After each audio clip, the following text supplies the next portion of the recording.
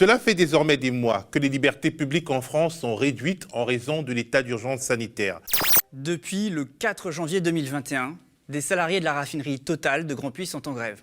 Nous sommes le vendredi 15 octobre 2020, devant le siège social du Crédit Agricole, à Montrouge, dans les Hauts-de-Seine.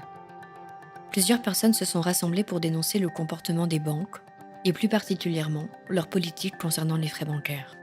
Hier, c'était une forte journée de mobilisation. Les travailleurs d'EDF sont-ils prêts pour une grève, y compris une grève dure, afin de faire prévaloir leurs intérêts ? Qu'est-ce qu'attendent les directions syndicales pour pouvoir lancer l'offensive? Qu'est-ce qu'on attend exactement? On ne prétend pas avoir toutes les réponses aujourd'hui, mais en revanche que la CGT, d'autres syndicats et des associations comme les Amis de la Terre ou Greenpeace soient là aujourd'hui, c'est quand même un signe extrêmement encourageant qu'on est capable de dépasser parfois nos divergences ou nos priorités qui ne sont pas forcément les mêmes au départ et essayer ensemble de trouver des solutions qui soient bonnes pour la protection de l'emploi et pour la transition écologique.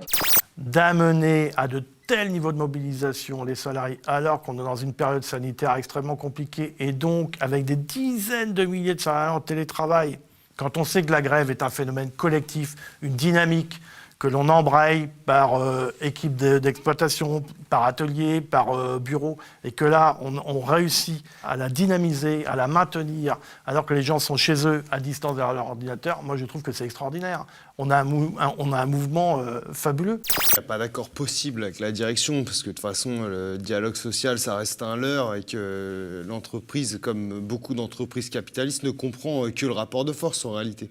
Donc nous, notre obsession et notre préoccupation, c'est de continuer à construire un bloc hégémonique, un front unique en fait autour de la bataille de Grandpuits, parce qu'elle pose des questions fondamentales pour l'avenir de tous. C'est d'abord et avant tout comment résoudre la fin du mois, et ensuite la seconde question, c'est comment faire pour protéger la planète et c'est se préoccuper de la fin du monde. Cette manifestation a lieu 2 jours après la publication du rapport 2021 sur le mal logement de la Fondation Abbé Pierre. Un état des lieux alarmant, la crise sanitaire est passée par là. Les bailleurs sociaux ont comptabilisé 65 millions de retards de paiement supplémentaires par rapport à l'avant-Covid. Des commissions, des commissions, des commissions, des commissions et encore des commissions. Ils veulent me mettre à la rue avec mes 4 gosses, puis je perds mon boulot, tout. Je perds une vie de travail entière. Depuis 1 an, c'est un calvaire. Il y aurait aujourd'hui 300 000 sans-abri, c'est-à-dire 2 fois plus qu'il y a 10 ans. Mais tout va bientôt s'arranger car Emmanuel Vargon a enfin trouvé la solution. Réquisitionner les logements vides. Non, organiser la grande nuit de la solidarité. Le Covid a plongé dans la précarité les populations les plus fragiles.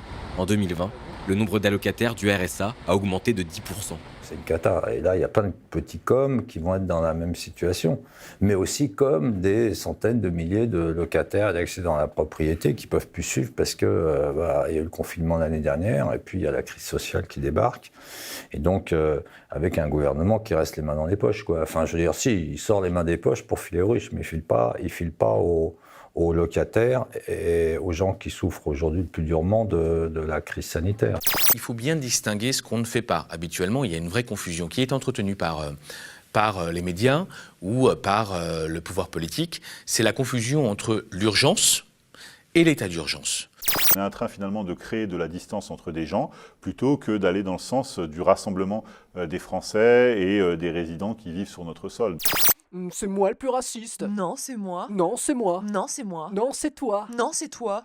Eh oui, c'est moi. J'ai gagné. L'État a vocation à réduire les libertés progressivement.